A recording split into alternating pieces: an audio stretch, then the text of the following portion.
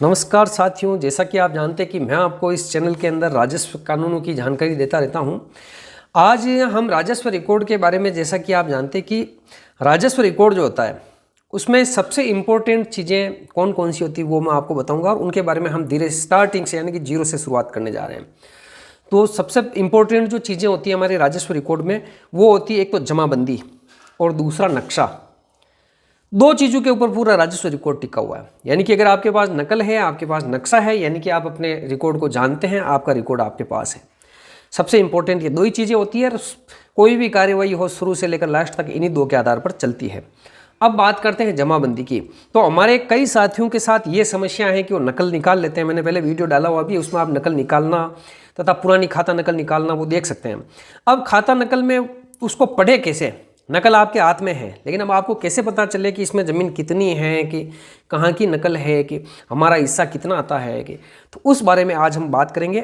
तो सबसे पहले मैं आपको बताऊंगा, मैं आपके सामने अभी यहाँ एक जमाबंदी एक नकल रखूँगा और दो तीन नकलों के सारे हम आगे से आगे मैं आपको बताता चलूँगा कि यहाँ पर इसमें हिस्सा कहाँ होता है, गाँव का नाम कहाँ होता है। तो इसकी पूरी हम विस्तृत चर्चा करेंगे। तो मित्रों, जमाबंदी के इसी क्रम में मैं आपको अब एक नकल बता रहा हूँ, खाता नकल।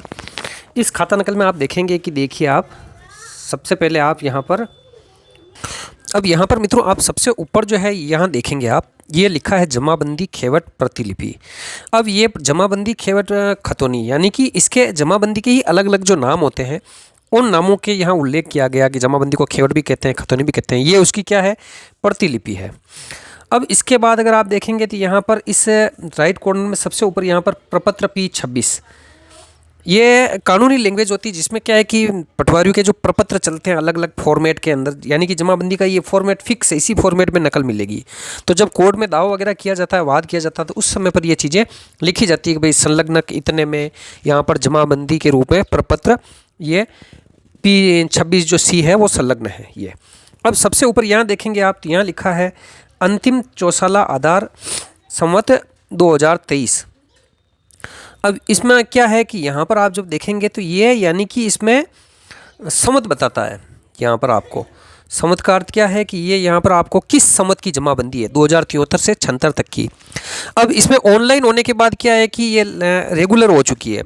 तो ये अंतिम चौसाला था, तो ये अंतिम चौसाला यानी कि आधार संवत ये हो गया। और अभी जो जमाबंदी चल रही वो संवत 2077 से 27, यानी कि ये वर्तमान की जमाबंदी है जो ऑनलाइन होने के बाद इसमें हिस्से दर्ज आते हैं। अब यहाँ पर आप देखोगे कि भूमि धारक राजस्थान सरकार होती है हर जमीन की।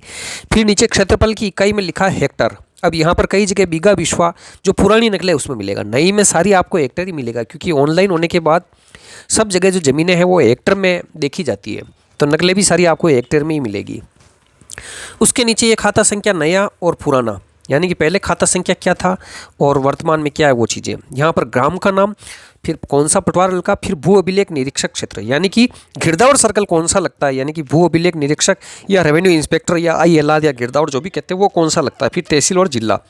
ये जमाबंदी का बेसिक फॉर्मेट है। यानी कि अब इसके नीचे आप देखोगे काश्तकार लिखे आते हैं, काश्तकार के नीचे यहाँ पर खसरा संख्या लिखी आती है। कई लोगों को खाता संख्या और खसरा संख्या में कन्फ्यूज होता है, तो ये खसरा संख्या हर चीज़ लिखी हुई। यहाँ पर आपका कुल क्षेत्रफल कितना वो क्षेत्रफल है। फिर यहाँ पर जो लगान होता है, लगान हालांकि माफ़ हो चुका है, तो अब लगान वसूला नहीं जा रहा राजस्थान में, लेकिन पहले जब लगान वसूला जाता था तो ये यहाँ पर लगान उसका लिखा आता है। फिर सिंचाई के साधन, यहाँ पर सिंचाई के साधन में कौन से आराजी नंबर से, ये देखो आप मोरी नंबर 2118, यानी कि 2118 जो आराजी है उसकी मोरी से ये इसकी सिंचाई होती है। फिर इस तरफ अंतरण के क्रम में प्रमाणित नामांतरण संख्या और दिनांक, यानी कि अब तक इसमें कौन कौन से म्यूटेशन खुल चुके हैं और किस किस दिनांक को खुले हैं वो सारे, और उनके क्या क्या प्रकार है, ये सारी चीज़ें इसमें लिखी आती है।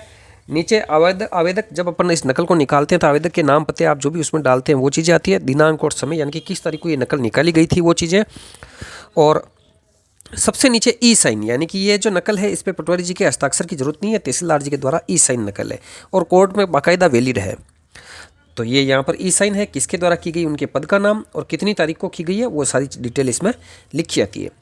इसी क्रम में अगले वीडियो में मैं आपको इस जो खातेदार है उनके हिस्से कैसे निकालने वो सारी चीज़ें मैं आपको डिटेल से बताऊंगा। ये पहला ही अपना वीडियो था, पूरी राजस्व की आपको जानकारी दी जाएगी। वीडियो अगर अच्छा लगा हो तो लाइक करें, चैनल को सब्सक्राइब करें। धन्यवाद।